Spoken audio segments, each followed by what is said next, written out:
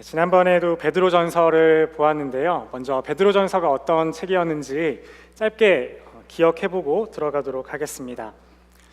베드로전서는 AD 60년경에 베드로가 소아시아 지역에 있던 성도들에게, 특별히 흩어진 나그네들에게 쓴 서신입니다. AD 60년여경에 있었던 이 상황적인 배경은 기독교인들이 세상으로부터, 다른 말로는 로마로부터 많은 핍박과 고난을 당하고 있는 환경 가운데 있었습니다. 베드로는 이 전서를 기록하면서 서두에서 가장 강조하는 것이 너희의 정체성을 기억해라 라는 내용이었습니다. 첫 번째는 이들이 흩어져 있기 때문에 특별히 정체성을 잃기가 쉬운 상황이었고, 또 두 번째는 그들이 당하고 있는 상황 자체가, 그 고난이라는 상황 자체가 그들이 어떤 신분으로 하나님께 선택을 받아서 이런 상황 가운데 이방을 따르는 세상 가운데 보내셨는지 기억하지 않으면 이 상황 가운데 견딜 수가 없을 것 같았기 때문입니다. 그래서 베드로는 고난당하고 있는 흩어진 그리스도인들에게 이 베드로 전서를 보냄으로써 고난 중에 있는 성도들을 위로하고, 또한 그들에게 어떻게 이 자신들이 처한 고난을 바라보아야 하는지, 이 고난에 대한 관점을 제시할 뿐만 아니라 고난을 어떤 소망을 가지고 견뎌야 하는지, 그리고 이 고난의 끝에는 어떠한 상급이 주어질지, 이런 내용들을 베드로 전서에서 다루고 있습니다. 이전에 다루었던 이 정체성에 대한 내용이 이후에 나오는 모든 베드로의 명령법과 비슷한 이 권면들의 토대가 됩니다. 그리고 오늘 읽은 2장 18절에서부터 25절이 속한 두 번째 부분, 2장 11절부터 3장 12절까지의 부분은 베드로가 이 흩어진 나그네들에게 권하는 첫 번째 메인 메시지, 또 메인 권면이라고 할 수 있겠습니다. 그 중에서도 저는 딱 가운데 있었던 18절부터 25절까지를 꼽았습니다. 이 본문은 특별히 전하는 대상이 있었습니다. 우리 18절을 한번 볼까요?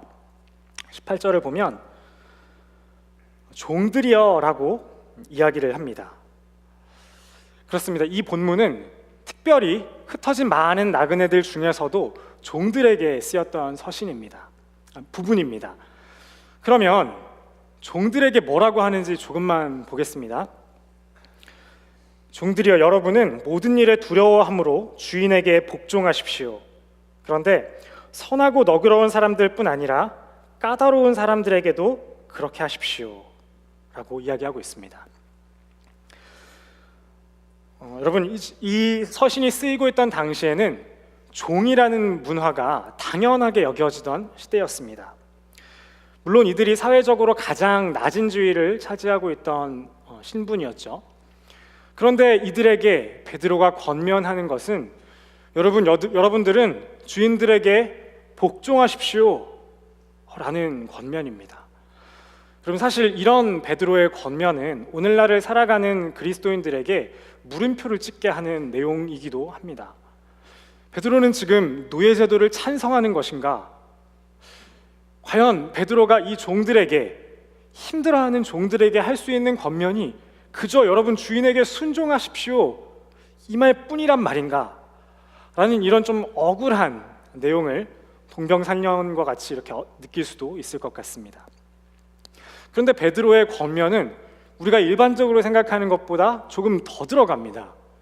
누구에게까지 순종하라고 하냐면 선하고 너그러운 사람들뿐 아니라 까다로운 사람들에게도 그렇게 하십시오 라고 합니다. 까다로운 사람들이라고 우리말 성경이 번역을 했는데, 사실 이 표현은 부당한 사람들, 영어로는 unjust한 사람들에게도 순종하십시오 라는 의미입니다. 19절에서는 더 나아가서 이렇게 이야기합니다. 어떤 사람이 억울하게 고난을 당하고 하나님을 생각하여 슬픔을 참으면 이것은 은혜입니다. 여러분, 그런데 우리가 보기에도 조금 베드로가 너무한 것 같이 말하고 있는 이 권면은 사실 이들이 종들이기 때문에 노예제도를 찬성하면서 하는 말은 아닌 것 같습니다. 왜냐하면 제가 아까 처음에 말씀드렸던 2장 11절부터 3장 12절까지 이 큰 맥락이 말하는 모든 주제가 동일하게 여러분들이 누구인지 상관없이 순종하십시오 라는 말을 하고 있기 때문입니다. 28절에서 종들이여 여러분들의 상전에게 순종하십시오 라고 하기 직전에 16절에서 베드로는 이렇게 이야기하고 있습니다. 흩어져 사는 모든 나그네들에게 하는 말입니다. 여러분은 자유인으로 사십시오. 그러나 그 자유를 악행의 구실로 사용하지 말고 하나님의 종으로 사십시오. 베드로는 지금 이 서신의 대상이 되는 수신자 모두에게 여러분들이 진짜 예수님을 구주로 영접한 그리스도인이십니까? 그렇다면 여러분들은 자유인이지만 여러분들은 그 자유를 악행의 구실로 삼지 말고 하나님의 종으로서 사십시오. 그래야만 합니다 라고 이야기를 하고 있는 겁니다. 이뿐만이 아닙니다. 베드로가 각 계층에게 나누어서 이렇게 각 계층에 특별히 주는 권면들을 들여다보아도 마찬가지로 여러분들은 여러분의 상전격인 이 사람들에게 순종하십시오 라고 이야기를 하고 있습니다. 먼저 11절에서 13절 내용을 보면 이렇게 이야기합니다. 11절에 보니까 사랑하는 사람들이여 나는 외국 사람과 나그네 같은 여러분에게 마지막에 가니까 권면합니다 라고 합니다. 이거는 다시 말하면 모든 여러분들에게 하는 말입니다. 그런데 13절에 이렇게 이야기합니다.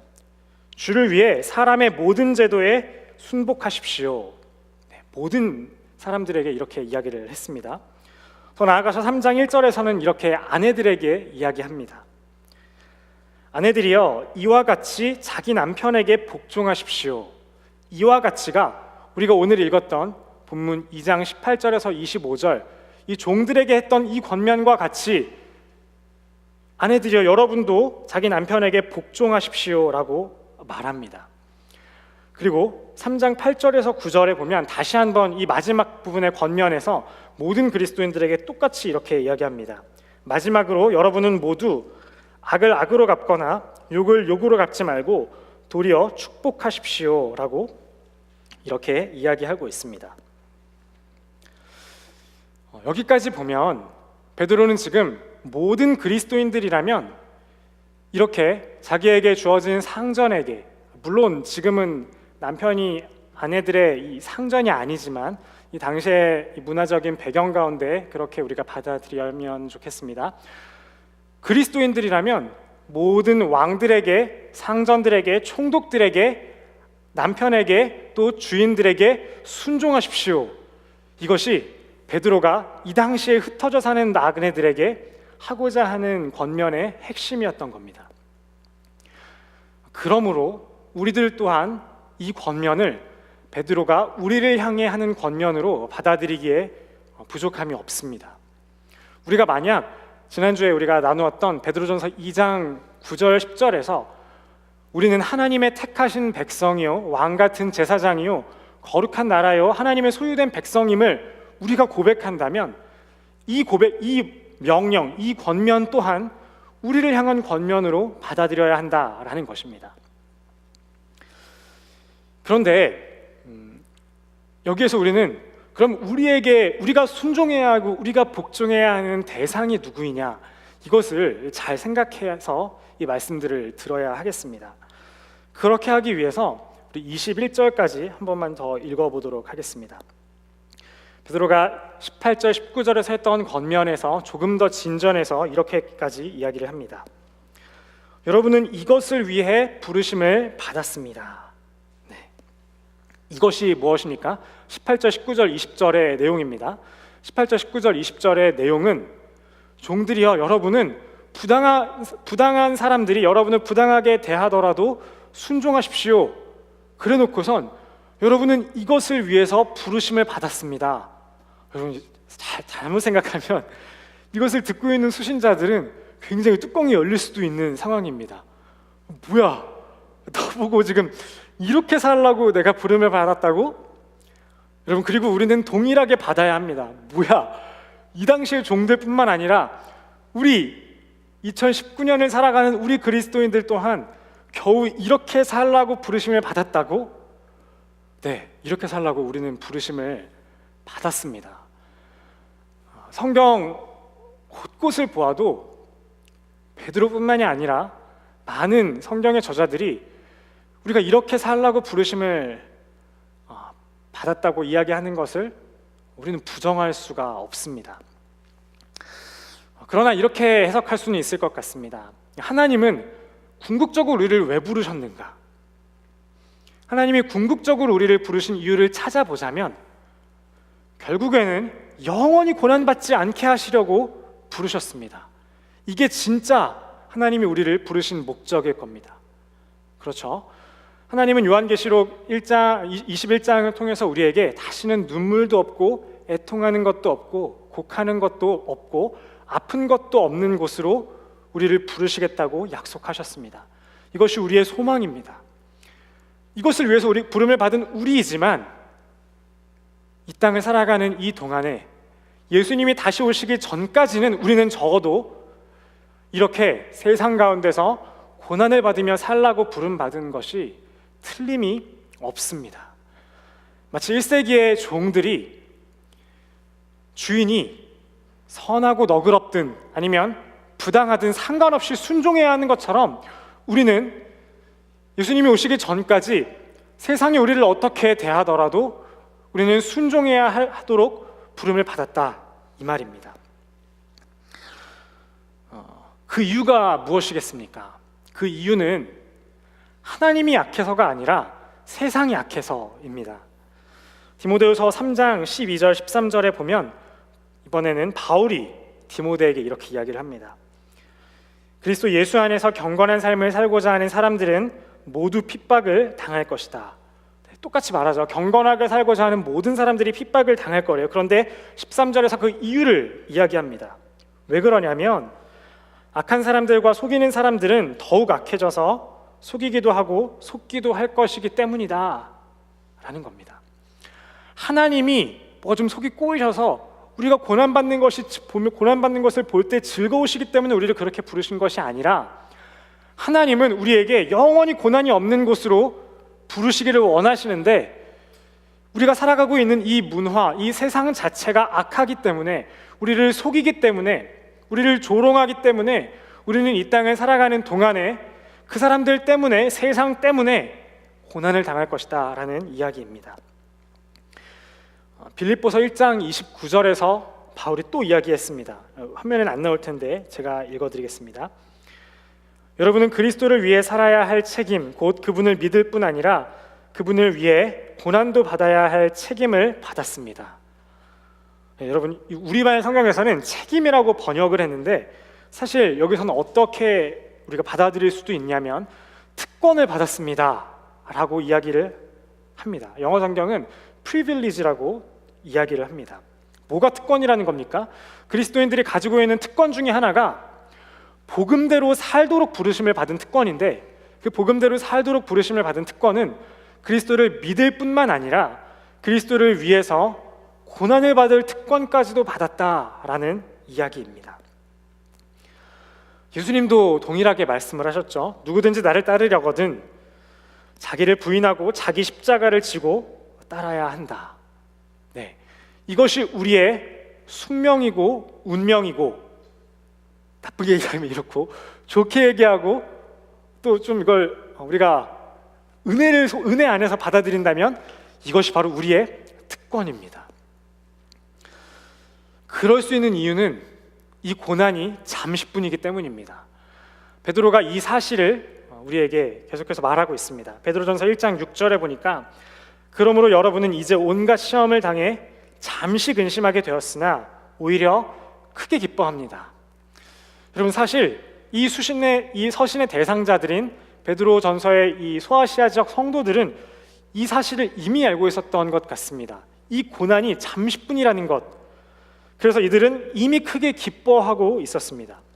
5장 10절에서도 동일하게 이야기합니다.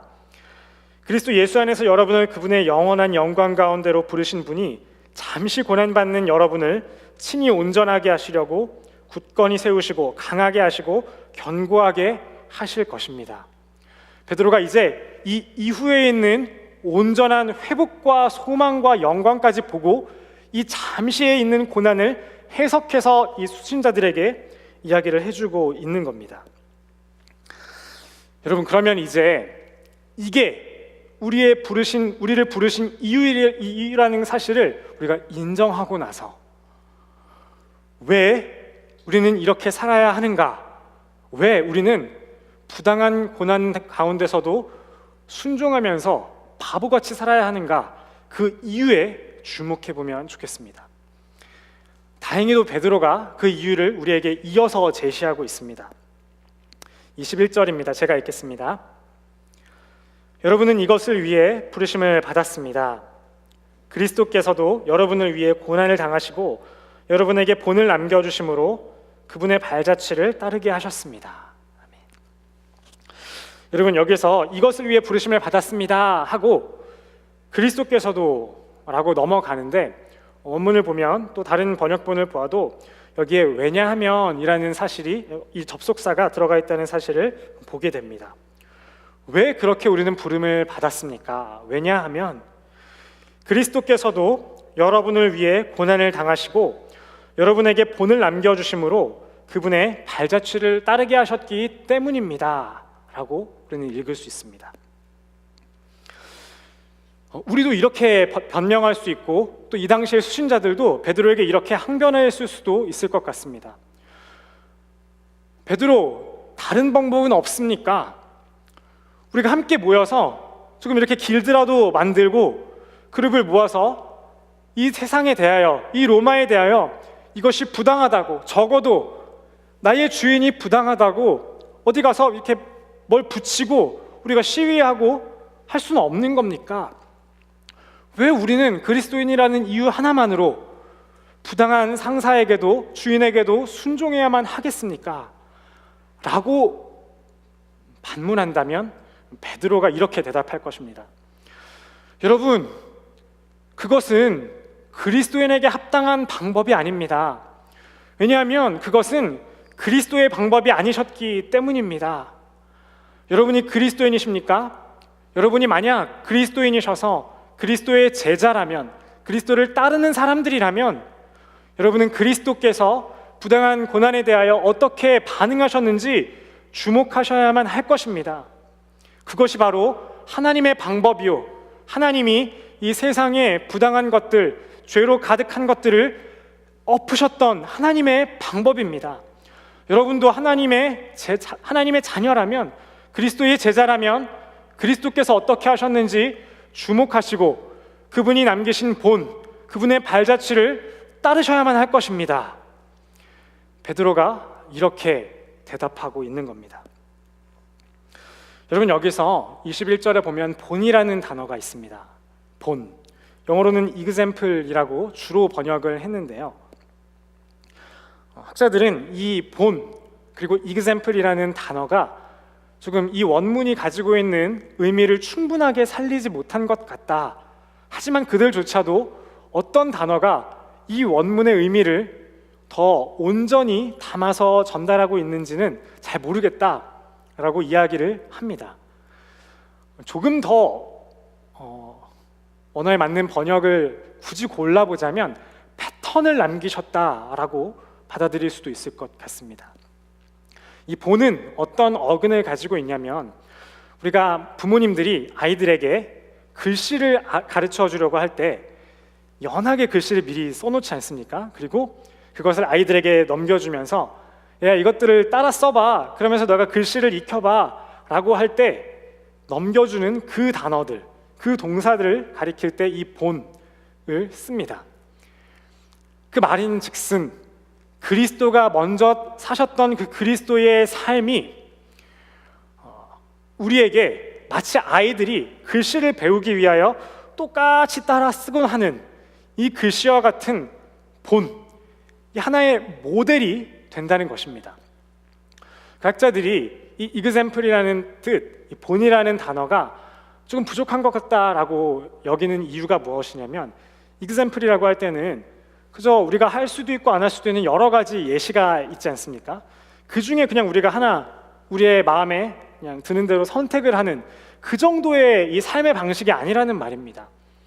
그리스도가 먼저 사신 이 방식, 그리스도께서 이 부당한 세상과 이 부당한 처지에 대해서 보이셨던 이 반응들은 그저 우리가 때때로 선택하면 되는 그런 방식이 아니라 그리스도인이라면, 그리스도의 제자라면 반드시 모든 상황마다 그렇게 살아야만 하는 유일무이한 방법이 되는 이 삶의 패턴, 이것이다 라는 이야기입니다.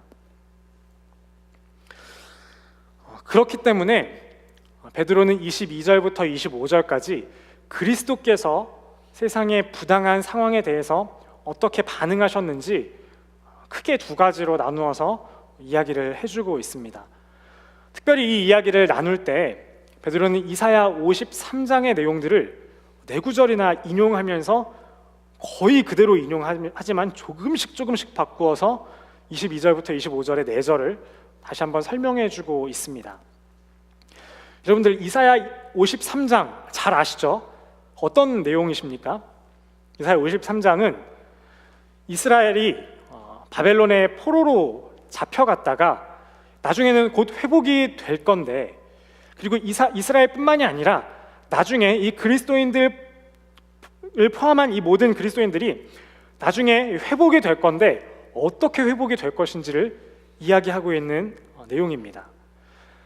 이스라엘의 회복은 그저 고레스가 칙령을 보내서 그 사람들의 마음이 열려서 이렇게 되는 것이 아니라 궁극적인 회복은 고난받는 종이라는 메시아를 통해서 회복이 될 것이다 라고 이사야가 이미 700년 전에 이야기를 했었습니다.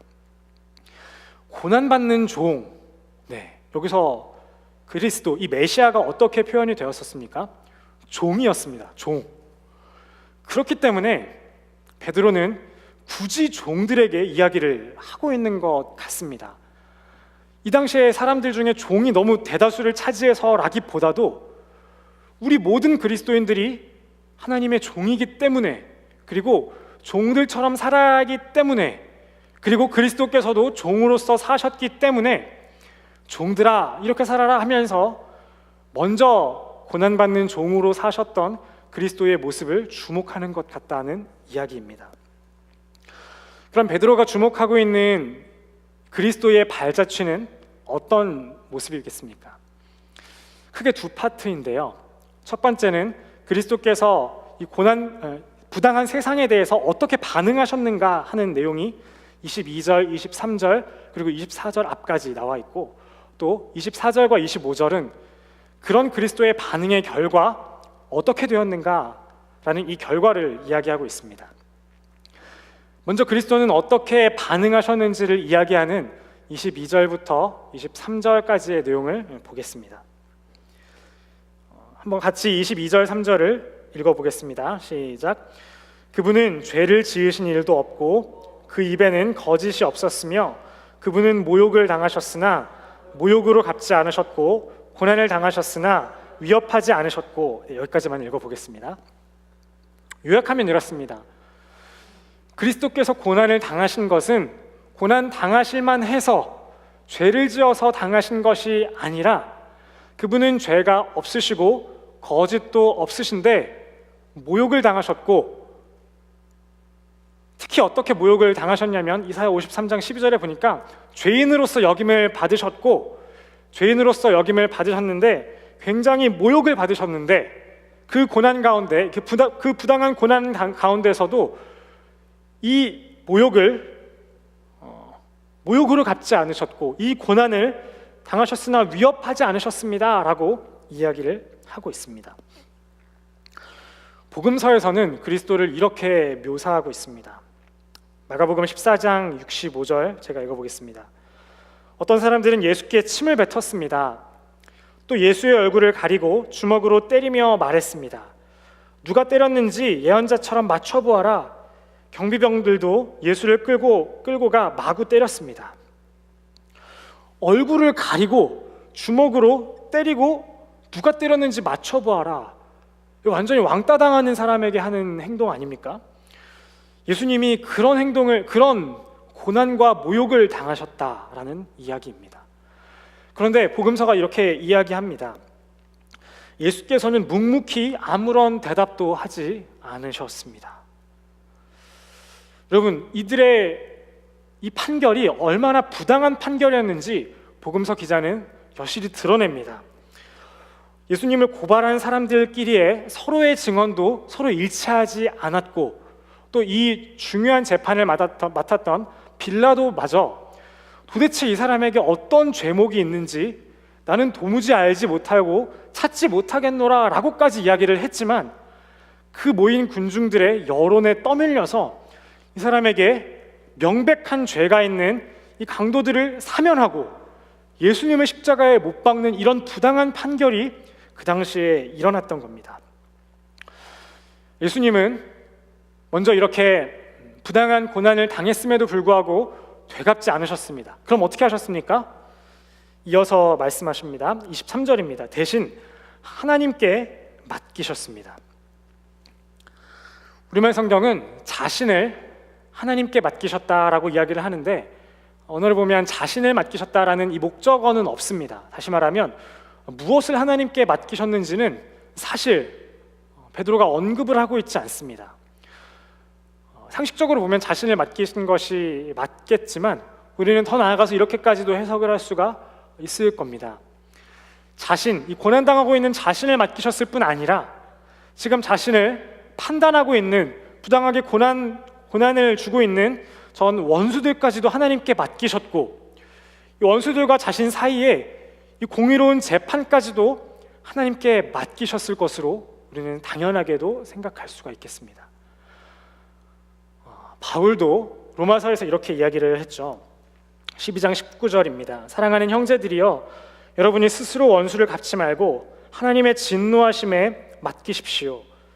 기록되기를 원수를 갚는 것이 내게 있으니 내가 갚아주겠다라고 주께서 말씀하십니다. 네, 여러분, 이것이 그리스도께서 우리에게 남겨주신 고난당할 때 우리가 마땅히 반응해야 할 두 가지의 사례입니다. 아무리 내가 죄가 없는데 나에게 부당하게 고난을 주더라도 우리는 맞서서 제가 먼저 시작했다, 혹은 이거는 너무 부당하다 하면서 법적 소송을 거는 태도가 그리스도인에게 합당한 태도가 아니라는 것을 베드로는 이야기하고 있습니다. 그럼 대신에 우리는 어떻게 해야 하는가? 우리는 그저 그들의 요구와 또 그들의 이 대우에 받아들이고 순종할 뿐 아니라 나를, 또 원수를, 그리고 공의로운 심판을 하나님께 맡겨야 할 것입니다.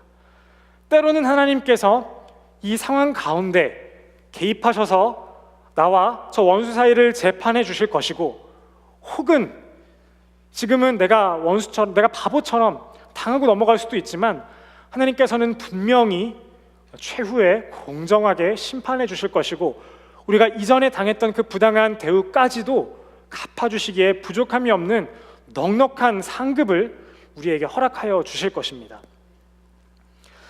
그렇다면 예수님의 이 반응의 결과 어떻게 되었을까요? 24절입니다. 그분이 친히 나무에 달려 자기 몸으로 우리의 죄를 짊어지셨으니 이는 우리가 죄에 대해 죽고 의에 대해 살게 하시려는 것입니다. 그분이 채찍에 맞음으로 여러분이 나음을 얻었습니다. 여러분, 이 예수님의 이 부당한 고난에도 순종하시고 결국에 이 원수들의 죄까지도 자신이 지시고 십자가에 죽기까지 순종하신 결과 우리가 나음을 얻었습니다. 이것이 예수님의 부당한 고난에 대한 순종의 결과였습니다.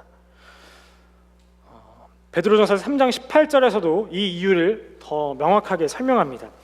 이렇게 하신 것은 이는 여러분을 하나님께로 인도하기 위해 그리스도께서도 한 번 죄를 위해 고난을 당하시고 의인으로서 불의한 사람을 대신하셨기 때문입니다. 그리고 이렇게 된 결과 우리는 어떻게 되었습니까? 나음을 얻어서 그저 죄책에서, 지옥에서 해방을 얻었을 뿐만 아니라 거기에서 더 나아가서 죄에 대해 죽고 의에 대해 살 수 있는 그런 의인의 자격을 얻게 되었습니다. 우리가 이렇게 죄에 대해 죽고 의에 대해 살 수 있는, 그래서 그리스도의 본을 따라 그리스도의 발자취를 따르게 하시려고 그리스도께서는 그렇게 사셨다라는 말입니다. 여러분, 우리는 그리스도께서 왜 십자가에 죽으셨는가를 생각할 때 그냥 단순하게 이렇게만 생각할 수도 있습니다. 우리를 구원하시기 위해서 죽으셨지. 물론 맞습니다. 그런데 베드로전서를 보면 그리스도께서 우리의 죄를 짊어지시고 십자가에 죽으신 이유, 그리고 목적, 그리고 의도하신 바는 크게 세 가지로 우리가 받을 수 있습니다. 그 중에 두 가지가 오늘 본문에 드러나고 나머지 한 가지는 다음에 보도록 하겠습니다. 그리스도께서 십자가에 우리의 죄를 지시고 죽으신 목적은 무엇이냐면 첫 번째는 우리를 구원하시기 위해서입니다. 그것이 24절, 25절에 나와 있고요. 두 번째로는 예표를 남기셔서, 본을 남기셔서 우리도 마찬가지로 그렇게 살게 하시려고 라고 성경이 분명히 이야기를 합니다. 세 번째는 그것이 영광을 위한 발자취이기 때문에, 영광을 위한 전조이기 때문에 그렇게 십자가에 못 박혀 죽으셨습니다. 비단 이것이 베드로 전서의 이야기일 뿐만 아니라 성경 전체의 이야기입니다. 여러분, 우리는 이렇게 살게 되었습니다. 이것이 베드로가 제시한 우리가 부당한 고난을 받더라도 그저 순종하면서 지내야 할 베드로의 이유입니다. 어떻습니까? 여러분은 이 베드로의 이유, 근거 제시를 들으니까 나도 이렇게 살아야겠다 라는 이제 납득이 되시고 동의가 되십니까? 아니면 뭐야, 그럼 그리스도는 그리스도고 나는 나지. 그리스도가 부당한 가운데 고난을 당하셨는데 왜 나까지 이렇게 고난을 바보같이 당해야 되는 거야? 좀 너무 어리석은 거 아니야? 이렇게 생각이 되십니까? 네, 그렇게 생각이 될 수도 있겠지만 여기에서는 베드로는 더 이상 설명을 하지 않습니다. 그리스도께서 이렇게 부당하게 먼저 고난을 당하시고 죽기까지 하신 것, 이것만으로 충분하지 않습니까, 여러분? 여기에 무슨 더 부차적인 이유가 필요합니까? 라고 베드로는 이야기하는 것 같습니다. 여러분, 생각해 보십시오. 예수 그리스도 그분은 하늘의 영광을 가지신 하나님의 아들이십니다. 그런데 그분이 죄인 취급을 당하셨습니다. 이 얼마나 부당한 일입니까? 그분은 이 부당한 대우를 받으면서도 한마디 변명하지 않으셨습니다. 결코 대응하지 않으셨고 그저 도살장에 끌려가는 양처럼 잠잠히 끌려가시다가 죽기까지 순종하셨습니다. 이게 베드로의 설명의 끝입니다. 여러분들도, 저와 여러분들도 이 그리스도의 이 먼저 가신 발자취만으로 우리가 납득이 될 수 있으면 좋겠습니다. 이것을 위해서는 우리가 성령을 통해서 영안이 뜨어야 되는 것 같습니다. 그 그리스도의 십자가 사건이 얼마나 엄청난 사건인지 우리의 영안이 뜨어야 이 베드로의 근거 제시만으로도 우리가 동의가 되고 하나님, 저도 그렇게 살겠습니다 라고 납득할 것 같습니다. 바울이 고린도전서에서 이렇게 이야기합니다. 십자가의 말씀, 십자가의 도가 멸망당하는 사람에게는 어리석은 것이나 우리에게는 하나님의 비밀이요 지혜요 능력입니다. 다른 많은 사람들은 더 큰 징조 이런 것들을 구하지만 우리는 십자가를 말하고 전합니다. 나는 이 세상에 다른 어떠한 이 논리나 지혜의 말씀을 전하기를 접었습니다. 그저 나는 이제 십자가만 전하겠습니다. 이 세상의 다른 어떤 것도 예수께서 먼저 가신 이 십자가의 발자취보다 우리를 더 그렇게 살게 할 수 있는 것은 없습니다 라고 베드로와 바울이 동일하게 이야기하고 있습니다. 여러분, 그럼 우리가 이렇게 살면 무엇이 좋겠습니까? 예수 그리스도께서는 이렇게 사셔서 결과적으로 우리를 구원해 내셨습니다. 그리고 우리가 죄에 대해 죽고 의에 대해 살 수 있도록 하셨습니다. 그러면 우리는요?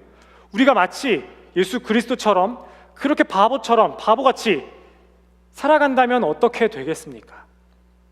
네, 베드로는 이것 또한 이야기하는데, 여러분이 만약 그렇게 살아간다면 여러분도 그리스도께서 여러분을 구원하신 것처럼 세상 사람들이 하나님을 예배하게 하는 거룩한 제사장으로 살게 될 것입니다 라고 이야기를 합니다. 이것을 위해서 여러분이 부름 받았습니다 라는 것이 사실 21절의 설명이었던 겁니다. 이 논의를 시작할 때 첫 번째 권면이었던 11절, 12절에 베드로는 이렇게 이야기했습니다. 12절만 한번 같이 보겠습니다. 여러분은 이방 사람 가운데 선한 행실을 나타내십시오. 그러면 그들이 여러분을 악을 행하는 사람들이라고 비방하다가 여러분의 선한 일들을 보고 하나님께서 돌아보시는 날에 하나님께 영광을 돌리게 될 것입니다. 세상 사람들도 여러분의 처음에는 바보 같아 보였고, 처음에는 그 바보같이 이 세상과 다른 동조하지 못하는 그 행실 때문에 비방을 날렸지만, 언젠가 분명히 여러분들의 그 선한 행실을 보고 하나님께 영광을 돌리게 될 것입니다. 아내들이여, 여러분의 삶도 동일합니다. 3장 1절을 보겠습니다. 아내들이여, 이와 같이 자기 남편에게 복종하십시오. 이는 말씀에 순종하지 않는 남편일지라도 말이 아닌 아내의 행실로 인해 구원을 얻게 하려는 것입니다. 그들이 두려움으로 행하는 여러분의 깨끗한 행실을 보고 그렇게 될 것입니다. 아멘. 아내들에게도 말합니다. 여러분이 부당한 남편에게 복종한다면 그것이 여러분이 보기에는 최선의 방법이 아닌 것처럼 보일지라도 여러분의 말이 아닌 그런 깨끗한 행실로 인해서 믿지 않는 남편들까지도 하나님을 알고 하나님께 나와 구원을 얻게 할 수 있습니다 라고 이야기를 하는 겁니다. 여러분, 이것이 하나님의 비밀이요 하나님의 방법입니다. 어리석어 보입니다. 나는 지금은 그렇게 살지 않아도 될 것 같아 보입니다. 그러면 우리는 바울이 이야기하는 유대인과 헬라인 같은 그런 이 세상 지혜를 따르는 사람이 될 것입니다. 그러나 우리는 그리스도인이기에 세상 지혜가 아니라 하나님의 방법을 따릅시다.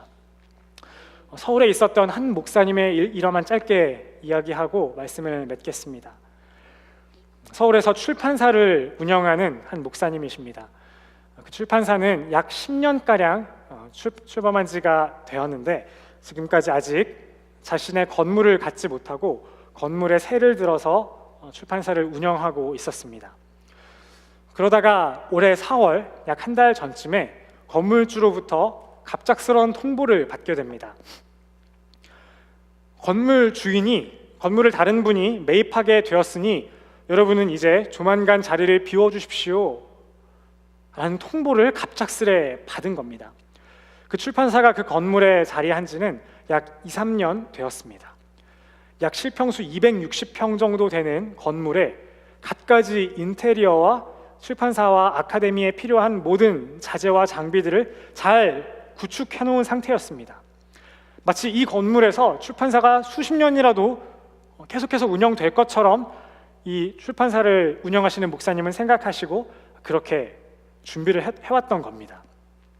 그리고 한창 여러 클래스들이 그곳에서 마련한 강의실에서 열리고 그곳에 많은 사람들이 책도 사러 오고 상담도 받으러 오는 그 즈음에 갑작스럽게 건물주로부터 부당한 통보를 받은 겁니다.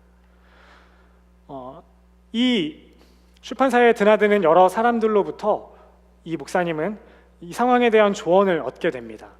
그 분들 가운데는 법 쪽에 일하는 분들도 많이 계셨는데 이 법을 잘 아시는 분들이 이렇게 이야기하셨다고 합니다. 상가 임대차 보호법에 의거해서 건물에 들어온 지 10년째까지는 갑작스럽게 이 기간이 되지 않았는데 이 건물에 새 들어 살고 있던 사람들에게 나가라고 할 때 충분히 안 나가겠다고 할 수 있는 법이 있다. 그리고 만약 버틴다면 오히려 두둑하게 보상금까지 이 부당한 대우에 대해서 받아낼 수 있다라고 조언을 들었다고 합니다. 이 조언들을 듣고 이 목사님께서 당분간 고민하시다가 결국 이 건물주와 만난 자리에서 이렇게 이야기하겠다고 합니다. 이런 법들이 있습니다. 그래서 저는 사실 이렇게 대응할 수도 있습니다. 하지만 저는 이렇게 대응하지 않기로 마음 먹었습니다. 왜냐하면 첫 번째 이유는 제가 목사이기 때문입니다. 세상의 법을 가지고 여러분과 싸우고 싶지 않습니다. 두 번째 이유는 저의 주어진 시간과 또 저에게 주어진 이 기억력과 이 능력을 가지고 이렇게 여러분과 법을 가지고 씨름하는데 저의 시간과 물질을 낭비하고 싶지 않습니다. 차라리 여기서 지고 더 하나님께 유익한 일을 위하여 제 자신을 헌신하고 싶습니다 라고 이야기를 했다고 합니다. 이 부당한 대우에 대해서 이 목사님은 그저 따랐습니다. 그랬더니 그 상대편 중에 이 부동산에서 약 10여 년간 약 4천여 건의 이런 케이스를 봤던 분이 이렇게 대답했다고 합니다. 주로 이런 일이 벌어진 경우에 대부분의 사람들은 한 푼이라도 더 이 보상금을 받아내려고 아등바등 애를 쓰는데 당신 같은 분은 제가 처음 보았습니다. 제가 10년 동안 교회를 다니지 않고 있었는데 당신을 보고 한번 다시 교회에 나가보아야겠습니다. 이런 분도 있군요 라고 반응을 했다는 겁니다. 여러분, 이런 일이 저와 여러분에게도 동일하게 일어날 수 있을 것입니다. 이렇게 될 수 있을 것을 믿고 바보같이 그리스도의 발자취를 따르는 저와 여러분 될 수 있기를 간절히 원합니다. 우리 함께 이 말씀을 생각하며 기도하겠습니다.